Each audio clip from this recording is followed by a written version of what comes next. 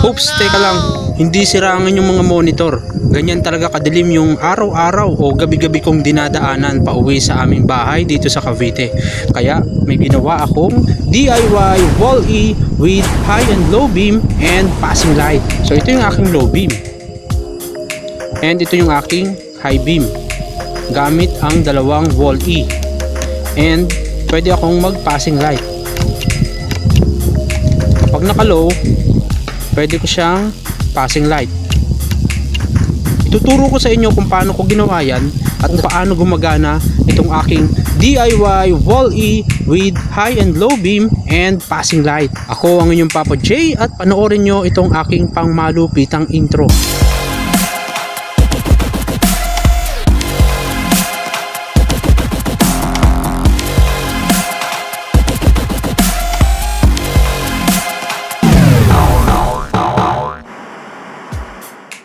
So unahin natin yung ating passing light. Pag sinwitch mo siya, mag-on yung kanyang passing light.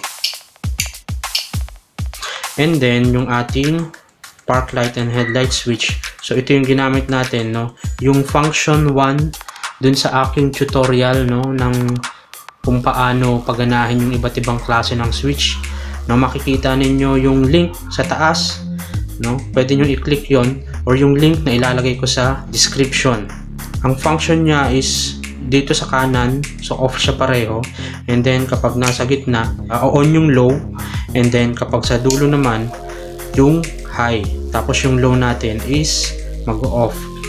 And then yung isang feature nitong ating high-low, habang naka-on yung low, pwede tayong mag-passing light. Pag click mo itong passing light switch natin, ayan, mamamatay yung low and mag-switch on yung ating high. Ngayon naman i-explain ko sa inyo yung step by step kung paano ikabit itong ating accessory light with high and low beam and passing light. Yung pinakauna natin gagawin is magpapagapang tayo ng wire from positive ng battery. So from positive ng battery, meron dapat tayong gamit na fuse. And then, bale itong isang wire na to, positive din siya. It represents the ignition wire or yung accessory wire natin.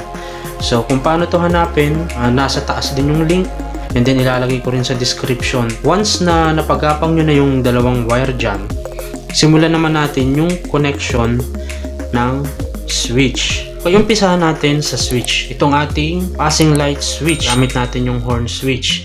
So yung kabila nito is ikabit na agad natin sa ground, and then standby natin itong kabilang side ng switch. Next naman is headlight park light switch. Bali yung function 1 ang ating gagamitin. Yung ating wire B and wire F, ito yung ating i-disregard.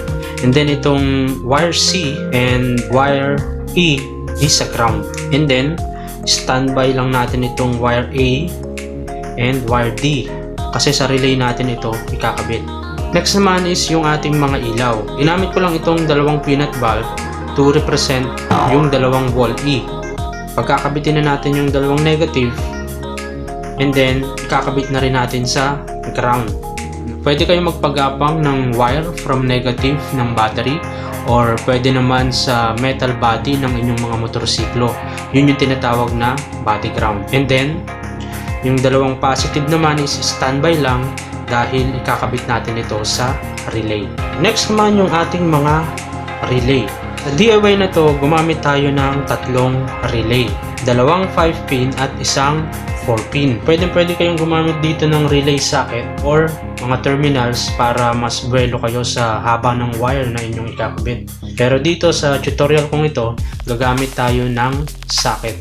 Alright, so explain ko sa inyo ngayon kung paano natin ikabit itong mga wires na ito. Simulan natin sa relay number 3. So itong pin 30 ng relay number 3, ikakabit natin sa positive ng battery via fuse. And then itong pin 85, ikakabit naman natin sa ignition wire. Itong pin 87A ay ikakabit naman natin sa pin 30 ng relay number 2. And yung pin 85 ng relay number 2 is ikakabit naman natin sa pin 85 ng relay number 3. And yung pin 87 ng relay number 2 is ikakabit naman natin sa pin 30 ng relay number 1. And yung pin 85 naman ng relay number 1 is ikakabit naman natin sa ignition wire o kaya itatap natin sa pin 85 din ng relay number 2. And yung pin 87 ng relay number 1 and relay number 3 is pagkakabitin natin. So ang natitira na lang natin is lahat ng pin 86 ng tatlong relays and isang pin 87A ng relay number 1. So kunin na natin yung mga switch and yung ilaw. Unahin na natin yung ating passing light switch. Yung kabila is nakakabit na sa ground, and then itong kabila naman is ikakabit naman natin sa pin 86 ng inyong relay number 3. Next naman natin is yung ating headlight and park light switch. Gaya nga ng sabi ko kanina, so i-disregard natin yung wire B and wire F, and then ilalagay natin sa ground itong wire C and wire E, and then itong wire A is ilalagay naman natin sa pin 86 ng relay number 2, and then itong wire D is ilalagay naman natin sa pin 86 ng relay number 1. Next naman natin is yung ating mga ilaw. So gaya ng sabi ko kanina, yung dalawang negative ng inyong mga ilaw is ikakabit natin sa ground, and then itong dalawang positive naman, yung iyong low is ikakabit mo sa pin 87A ng iyong relay number 1, at ito namang high ay sa pin 87 ng relay number 1 and relay number 3. Ngayon i-explain ko naman sa inyo kung paano gumagana ang mga ilaw na ito gamit ang diagram na ito. Mula positive power ng battery papuntang pin 30 ng relay number 1, didiretso ang power sa pin 87A dahil ito ay normally closed o may continuity. At ang power na ito ay didiretso din sa pin 30 ng relay number 2 dahil sa wire na kinabit natin.